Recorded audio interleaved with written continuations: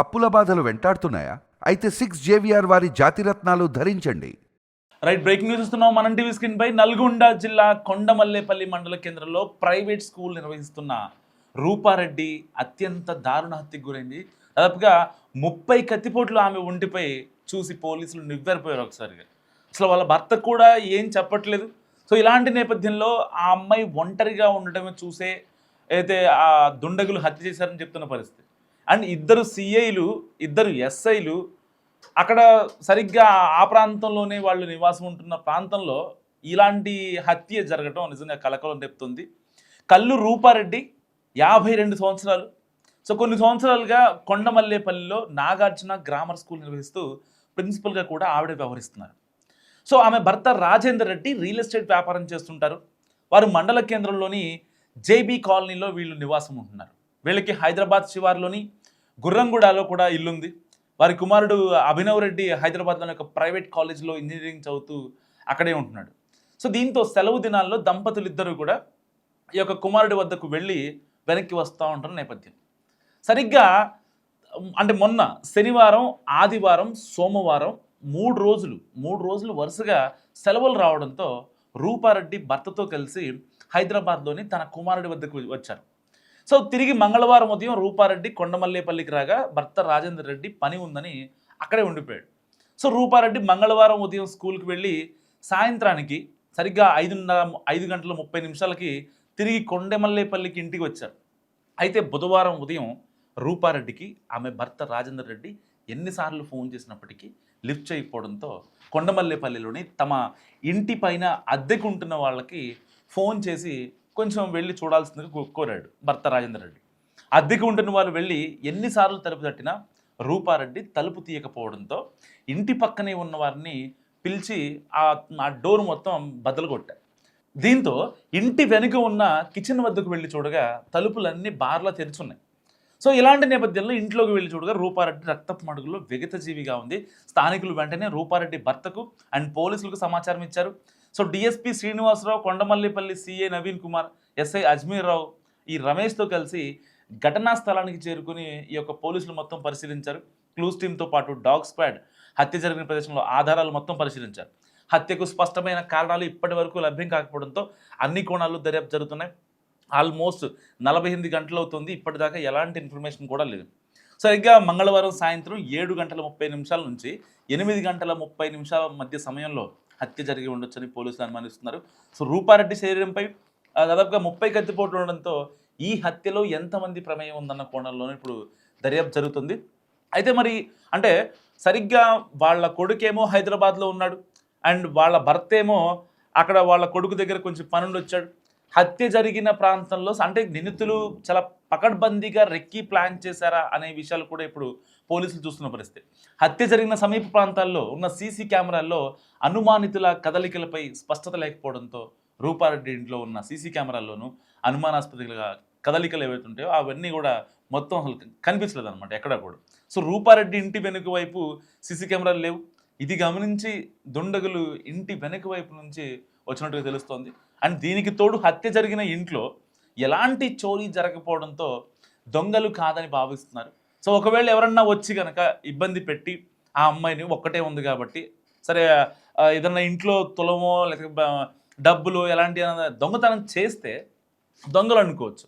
మరి ఆవిడకి అంతగా అంటే 30 కత్తిపోట్లు ఒంటి మీద పొడిచి ఆవిడ పేగులు కూడా బయటకు లాగాల్సిన అవసరం నిజంగా అంటే వచ్చిన దుండగులకి అంత కసి ఏంటి అసలు?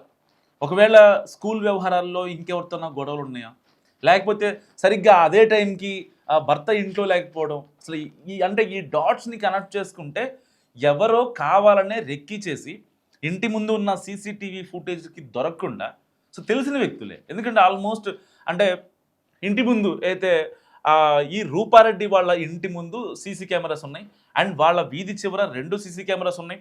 ఒకటి గవర్నమెంట్ది అండ్ ఇంటి పక్కన వాళ్ళది కూడా ఉంది. సో ఇవన్నీ కూడా దాటుకొని ఒక వ్యక్తి లోపలికి వచ్చి అంటే ఒక వ్యక్తి అనుకుందాం, ఎందుకంటే ఆవిడ ఒంటి మీద దాదాపు 30 కత్తిపోట్లు ఉన్నాయి అండ్ ఆ సీన్ ఆఫ్ అఫెన్స్ కూడా అంటే ఒక గ్రూప్ ఆఫ్ గ్యాంగ్ చేసినట్టుగా మనకు కనిపిస్తున్న నేపథ్యం. అంటే ఒక్కరిని చంపడానికి ఒక్కళ్ళే వచ్చి 30 కత్తిపోట్లు చేయాలంటే అక్కడ అంటే ఎట్టి పరిస్థితుల్లో కొంచెం భయపడతారు. సో ఇద్దరు ముగ్గురు ఉండే అవకాశం ఉంది, సమ్ గ్యాంగ్ ఉండే అవకాశం ఉన్న నేపథ్యంలో సో ఆ అమ్మాయిని అంత దారుణంగా ఎవరు చంపారు అన్న కోణంలో ఇప్పుడు పోలీసులు ఒక నిఘా పెట్టిన నేపథ్యం 48 గంటలు ఆల్మోస్ట్ గడుస్తున్నా సరే రూపారెడ్డి ఎవరు చంపారనే విషయం ఇప్పటిదాకా పోలీసులు నిర్ధారించిన పరిస్థితి. సో ఇలాంటి నేపథ్యంలో అంటే కొన్ని డాట్స్ మనం కనెక్ట్ చేసుకునే ప్రయత్నం చేద్దాం. ఎప్పుడైతే ఆవిడ కొండమల్లేపల్లి నాగార్జున స్కూల్ నుంచి అయితే వాళ్ళ ఇంటికి రావడం ఎవరో ఫ్రెండ్స్ వచ్చారు అని చెప్పి మరి ఎవరు పంపించారు ఆ ఫ్రెండ్స్ని? సో మరి ఆ ఫ్రెండ్స్ నిజంగా రూపారెడ్డి ఫ్రెండ్సేనా? ఒకవేళ రూపారెడ్డి ఫ్రెండ్స్ అయితే ఆ అమ్మాయి విగతజీవిగా ఎందుకుంది సీన్ కట్ చేస్తే? వాళ్ళు వెళ్ళిపోయిన తర్వాత 5:30 స్కూల్ దగ్గర నుంచి ఇంటికి వచ్చిన తర్వాత సో కరెక్ట్గా 7:30 నుంచి 8:30 లోపు ఈ లోపు మర్డర్ జరిగింది.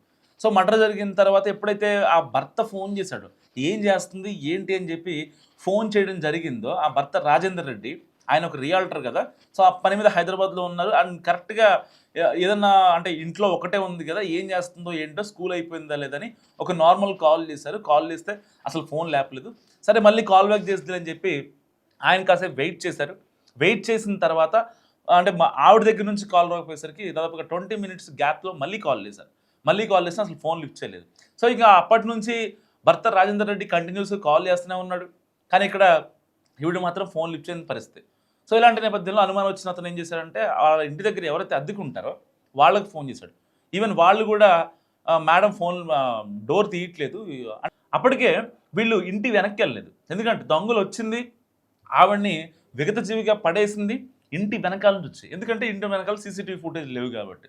సో ఇలాంటి నేపథ్యంలో ఏం జరిగింది, ఎప్పుడైతే వాళ్ళ ఇంట్లో అద్దెకుండే వాళ్ళు ఎవరైతే ఎంత తలుపు తట్టినా సరే డోర్ ఓపెన్ చేయట్లేదో ఇంటి పక్కన వాళ్ళని కూడా పిలిచారు. ఇంటి పక్కన వాళ్ళని కూడా పిలిచిన తర్వాత ఒక వ్యక్తి ఇంటి వెనక్కి వెళ్తే మొత్తం డోర్లని ఓపెన్ ఉన్నాయి. సో ఏం జరిగింది ఏంటని చెప్పి లోపలికి చూస్తే అప్పటికే ఆవిడ విగతజీవిగా ఉంది. వెంటనే ఆ భర్త రాజేందర్ రెడ్డికి ఫోన్ చేశారు. అండ్ దాని తర్వాత పోలీసులకు సమాచారం ఇచ్చారు. ఎందుకంటే ఆ నియర్ బైలోనే సిఐలు ఉంటారు, ఎస్ఐలు ఉంటారు. సో కొంచెం అంటే మంచి ఏరియా అది. సో అలాంటి ఏరియాలో ఒక అంటే స్కూల్ ప్రిన్సిపల్ రూపారెడ్డి లాంటి ఒక సౌమ్యురాల్ని అంటే ఎవరితో గొడవలు లేనటువంటి వ్యక్తిని అంత దారుణంగా 30 కత్తిపోట్లు పొడిచి ఆ పేగులు తీసి బయటికి అంటే ఎంత దారుణంగా అంటే చెప్పుకోవడానికి కూడా విరక్తి పుట్టేలాగా అంత రేంజ్లో మర్డర్ చేశారంటే నిజంగా అసలు అంటే వాళ్ళ మోటో ఏమై ఉంటుంది, వాళ్ళు ఏం గెయిన్ చేశారు, అసలు వాళ్ళు కనీసం అంటే వచ్చిన వాళ్ళకి ఆవిడకి ఏదైనా సంబంధం ఉందా లేకపోతే ఇంకెవరన్నా చేశారా అనే విషయాలు ఇప్పుడు చాలా కీలకంగా మారాయి. అసలు అంటే అంత దారుణంగా చంపాల్సిన ప్రతి ఒక్కళ్ళు మాట్లాడుకుంటున్నారు. అక్కడ స్థానికులు, కొండమల్లేపల్లి దగ్గర ఉన్న స్థానికులు కావచ్చు, అంటే వీళ్ళు వాళ్ళ భర్త ఒక రియాల్టర్ అండ్ ఈవిడొక స్కూల్ టీచర్ కాబట్టి, అంటే ఈవిడే స్కూల్ ఓన్గా నడిపిస్తున్నారు కాబట్టి, సో అంటే ఇంత దారుణంగా వీళ్ళకి ఇన్ని గొడవలు ఉన్నాయా అసలు? అంటే ఎలాంటి కదలికలు లేని చోట ఒక్కసారి ఒక పెను భూకంపం వస్తే ఎలా ఉంటుంది, అంతకన్నా దారుణంగా ఉంది ఇక్కడ. ఎందుకంటే కొండమల్లేపల్లి అనే ఏరియా చాలా కూల్ అండ్ డీసెంట్గా ఉంటుంది. సో అలాంటి నేపథ్యంలో ఒక్కసారిగా అందరినీ కలిచివేసింది. ఎందుకంటే ఇక్కడ స్థానికులు చెప్తున్న ప్రకారం రూపారెడ్డి అనే వ్యక్తి ఎవరికి కూడా హామ్ చేసే వ్యక్తి కాదు. ఆవిడ పని ఆవిడ చూసుకొని మళ్ళీ ఇంటికి వచ్చేసి ఇంకా భర్తకి ఏమైనా కావాలంటే చూస్తారు, లేదంటే వీకెండ్ చూస్తే కొడుకు దగ్గరికి వెళ్తూ ఉంటారు. ఒక అంటే సాత్వికమైన జీవితం కొనసాగుతుంది. ఎక్కడ కూడా అంటే హడావుళ్ళు, గొడవలు, విద్వేషాలు, విభేదాలు, ఎవరితోనో గొడవలు పెట్టుకోవడాలు కావచ్చు, ఇంటి పక్కన వాళ్ళతో గొడవలు కావచ్చు, ఇలాంటివి అసలు ఏం ఉండేవి కాదంట. మరి అలాంటి నేపథ్యంలో అసలు ఎవరు చంపారు ఆవిడని? ఎందుకంటే వాళ్ళు చంపిన వాళ్ళు కూడా సీసీటీవీ ఫుటేజ్లు హైడ్ చేసుకొని వాళ్ళు వచ్చిన విధానం కావచ్చు మొత్తం ప్లాన్ ప్రకారం రెక్కి నిర్వహించారు. అండ్ ఇవన్నిటితో పోలిస్తే అసలు ఆ రోజున మంగళవారం సాయంత్రం వాళ్ళు హైదరాబాద్ నుంచి వచ్చిన తర్వాత మళ్ళీ స్కూల్కి వెళ్ళి ఆవిడ రూపారెడ్డి ఇంటికి వచ్చిన తర్వాత 5:30 మధ్యలో ఇంటికి వచ్చిన ఫ్రెండ్స్ ఎవరు? మరి ఆ ఫ్రెండ్స్ కనుక భర్తకి తెలిస్తే అంటే కనీసం తెలిసే అవకాశం ఉంది. ఇప్పుడు ఈవిడికి స్కూలు ఇల్లు తప్ప ఇంకో విషయం తెలియదు. సో ఈవిడికి ఎవరైతే ఫ్రెండ్స్ ఉంటారో భర్తకు తెలీదా? దాదాపు ఆల్మోస్ట్ 20 ఏళ్ళ నుంచి వీళ్ళు అంటే కలిసి ఉంటున్నారు. వీళ్ళకి పెళ్ళయింది, ఒక బీటెక్ చదివే కొడుకున్నాడు. మరి ఇలాంటి నేపథ్యంలో ఆవిడకున్న అంటే తక్కువ ఫ్రెండ్స్ లిస్ట్లో ఉన్నటువంటి వ్యక్తులు ఎవరైతే ఉంటారో వాళ్ళు తెలిసే అవకాశం లేదా? లేదంటే ఎవరో వచ్చి ఫ్రెండ్స్ లాగా ఇట్లా ఇంటికి వచ్చి అప్పుడు మాత్రమే ఆవిడ వచ్చిందని చెప్పి ఆవిడని ముందుగా రప్పించారా? ఒకవేళ అంటే నిందితులకి వాళ్ళ భర్త ఆ, ఎక్కడో ఉన్నాడు అనే విషయం తెలుసా తెలీదు? ఒకవేళ ఇద్దరు కలిసి టైంకి వస్తానంటే అప్పుడు భర్త భార్య ఇద్దరు కలిసి ఉంటారు కాబట్టి ఆ టైంలో ఆవిడని చంపే ప్రక్రియ జరగదు. కాబట్టే ఆ అమ్మాయిని ఏదైతే రూపారెడ్డిని ఎట్టి పరిస్థితుల్లో ఫ్రెండ్స్ వచ్చారు అని చెప్పి బలవంతంగా పిలిపించారా? సో ఇలాంటి ఎన్నో ప్రశ్నలు ఇప్పుడు అందరినీ కలిచివేస్తున్న నేపథ్యం. ఏదైనప్పటికీ ఇప్పుడు పోలీసులు ఆవిడ కాల్ లిస్ట్ కావచ్చు, ఆవిడ వాట్సాప్ చాట్ని రిట్రైవ్ చేస్తున్నారు.